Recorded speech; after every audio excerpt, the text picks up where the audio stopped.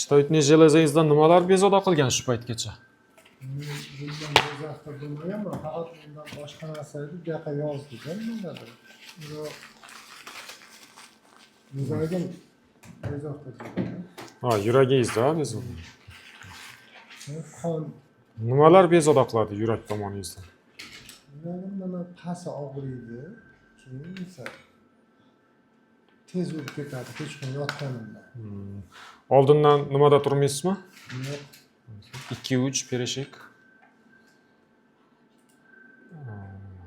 Ochiq qilsangiz. 19 18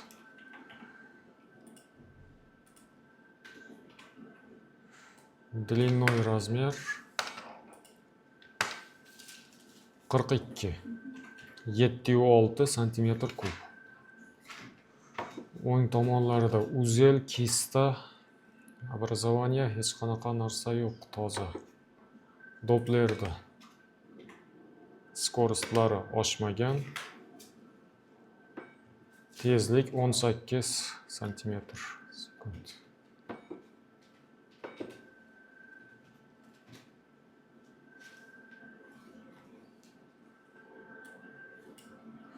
Chap tomonga o'tdik. Birinchi razmer 16, ikkinchi razmer 15. Bo'yningizni bitta ko'taring, ozgina man tarafga buring. Bo'ldi.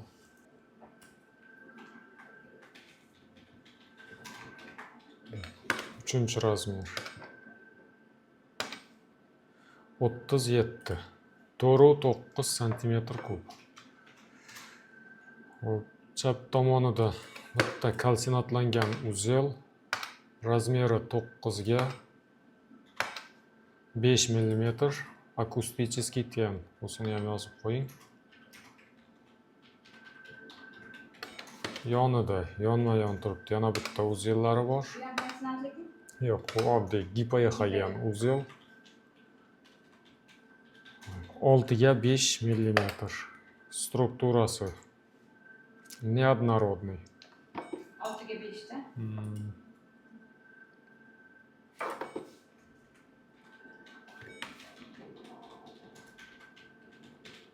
Dopplerda skorostlari 21 santimetr sekund.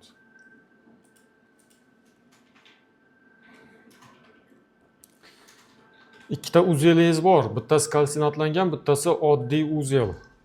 Bu gormonlar ham topshirib ko'rasiz. Topshirdingizmi hali? Shu boyana o'pshi qon topshirdilar, bitta o'pshi. TTG, T3, T4 degan gormonlar bor, topshiriladigan. O'shalarni ham topshirasiz, o'shanga qarab lecheniya qilinadi sizga. Gormonning buzilishiga qarab. Birinchi o'zi giperexagenmi, akusticheskiy tenmi? Giperexagen, kalsinat plus kalsinat с акустическим теном.